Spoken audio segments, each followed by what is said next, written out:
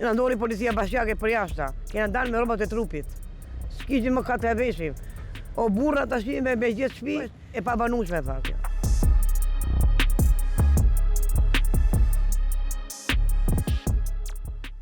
Vinin padronët e policisë, do i hekim, do i bëjmë, po të pak të marrim i trike një gjë, nuk na lëshim në hyjmë mrena. Gjitha erdhi padronë, më thënë atë e shemën komplet, ne dolëm në rrugë.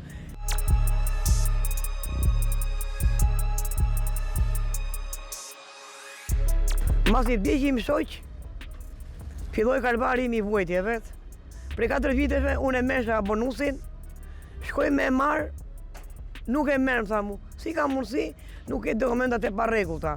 Po si ka mundësi, thash unë, deri dje e mesha të rregullta, që më donën të parregullta.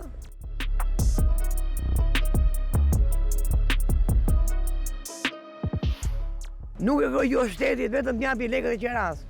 Paguajnë ato dritat edhe për ilaçet e mia, se kam kalu 3 herë paralizë cerebrale. Tash jam në rrugë të madhe, jetoj për mëshirën e tjerëve.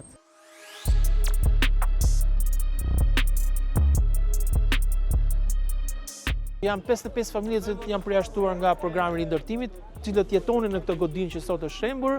25 prej tyre kanë pasur emrin tek VKM-ja për ta privatizuar si godinë, po bëhet fjalë edhe për 30 familje të tjera të cilët nuk kanë pasur asnjë dokument që të provonin pronësinë apo edhe që të heqin në proces privatizimi.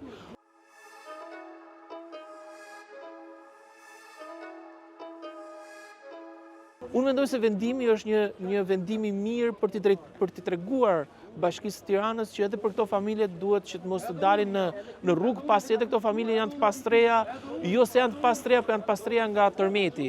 Janë familje të cilët janë evidentuar nga ana e strukturave njësisë bashkiake numër 4 Tiranë, të cilët kanë pasjetuar në këtë godinë. Njëjti veprim duhet të jetë tashmë nga vetë Bashkia e Tiranës për të trajtuar këto 30 familje të tjera me bonusin e qeras, po edhe të përfshirë tek programi i rindërtimit, pasi akti normativ numër 9 e përcakton qartazi që mjafton vetëm posedimi dhe jo pronësia.